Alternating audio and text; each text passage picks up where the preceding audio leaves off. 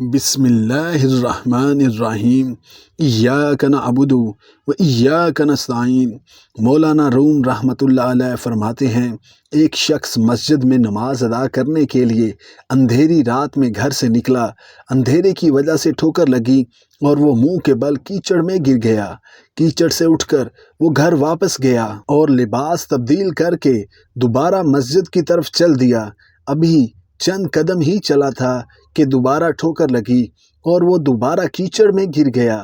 کیچڑ سے اٹھ کر وہ ایک بار پھر گھر واپس گیا اور لباس تبدیل کر کے مسجد جانے کے لیے دوبارہ گھر سے نکل آیا۔ اپنے گھر کے دروازے پر اسے ایک شخص ملا جو اپنے ہاتھ میں ایک روشن چراغ تھامے ہوئے تھا۔ چراغ والا شخص چپ چاپ نمازی کے آگے آگے مسجد کی طرف چل دیا۔ اس بار چراغ کی روشنی میں نمازی کو مسجد تک پہنچنے میں کسی دشواری کا سامنا نہ کرنا پڑا اور وہ بخیریت مسجد تک پہنچ گیا۔ مسجد کے دروازے پر پہنچ کر چراغ والا شخص رک گیا۔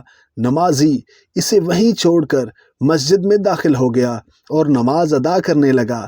نماز سے فارغ ہو کر وہ مسجد سے باہر آیا تو اس نے دیکھا چراغ والا شخص اس کا منتظر ہے تاکہ اسے دوبارہ چراغ کی روشنی میں گھر تک چھوڑ آئے۔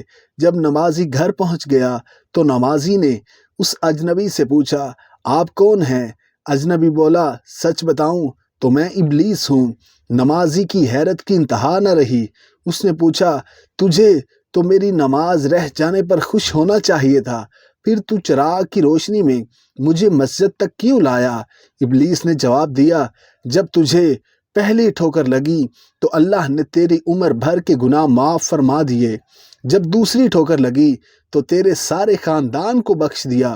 مجھے فکر ہوئی کہ اب اگر تو ٹھوکر کھا کر گرا تو کہیں اللہ تیرے سارے گاؤں کی مغفرت نہ فرما دے، اس لیے چراغ لے کر آیا ہوں کہ تو بغیر گرے مسجد تک پہنچ جائے۔ حکایات رومی رحمۃ اللہ علیہ۔ سبسکرائب ماسٹر زین اکیڈمی 2.0۔